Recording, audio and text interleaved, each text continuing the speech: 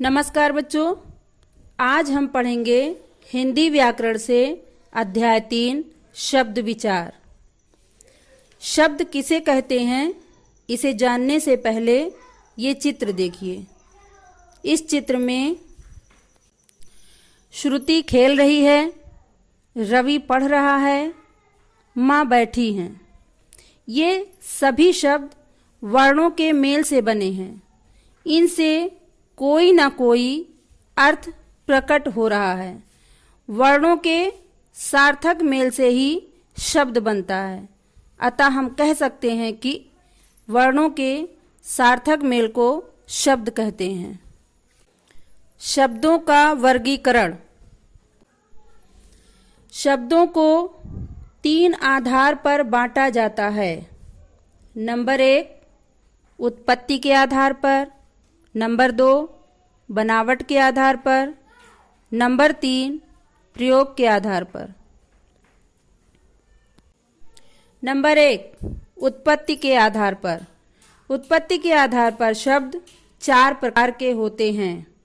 क तत्सम शब्द, ख तद्भव शब्द, गा देशज शब्द, घा विदेशी शब्द। का तत्सम शब्द, ये शब्द संस्कृत से लिए गए हैं और उसी रूप में हिंदी में प्रयुक्त हो रहे हैं, जैसे पत्र, कार, सर्प, रात्रि, प्रथम आदि। ख तद्भव शब्द, ये शब्द संस्कृत से रूप बदलकर हिंदी में प्रयुक्त हो रहे हैं, जैसे सांप तद्भव शब्द है और इसका तत्सम रूप सर्प है। दूध तद्भव शब्द है और इसका तत्सम रूप दुग्ध है। ऐसे ही रात तद्भव शब्द है और इसका तत्सम रूप रात्रि है। गा देशज शब्द, देशज का अर्थ है देश में उत्पन्न। ये शब्द प्रांतीय बोलियों के हैं, जैसे पगड़ी, फावड़ा, पेटी आदि। घा विदेशी शब्द, ये शब्द विदेशी भाषाओं से हिंदी में आए हैं, जैसे अंग्रेजी से radio, doctor, pencil, station, cigarette आदि। पुर्तगाली से गमला, कमरा, तौलिया, काजू, आलू आदि। अरबी से आदमी, औरत, इनाम, फौज, हवा, वकील आदि। फारसी से दुकान, नमक, सब्जी, कागज, खून, दीवार आदि। तो बच्चों, अभी हमने क्या क्या पढ़ा, आइए एक बार फिर से दोहराते हैं।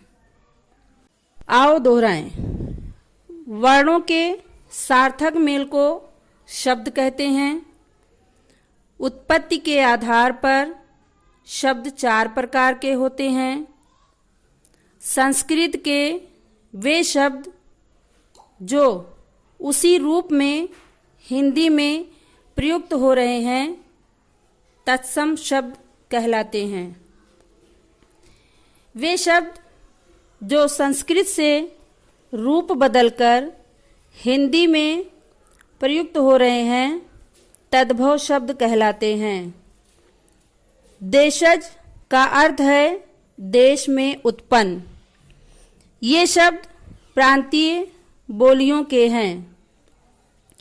जो शब्द विदेशी भाषाओं से हिंदी में आए हैं वे विदेशी शब्द कहलाते हैं। हमारा आज का गृह कार्य, निम्नलिखित प्रश्नों के उत्तर लिखिए। नंबर 1, शब्द किसे कहते हैं? नंबर 2, शब्दों को कितने आधार पर बांटा गया है? नंबर 3, उत्पत्ति के आधार पर शब्दों के प्रकार नाम सहित बताइए। तो बच्चों, आज के लिए बस इतना ही, बाकी हम कल पढ़ेंगे। धन्यवाद।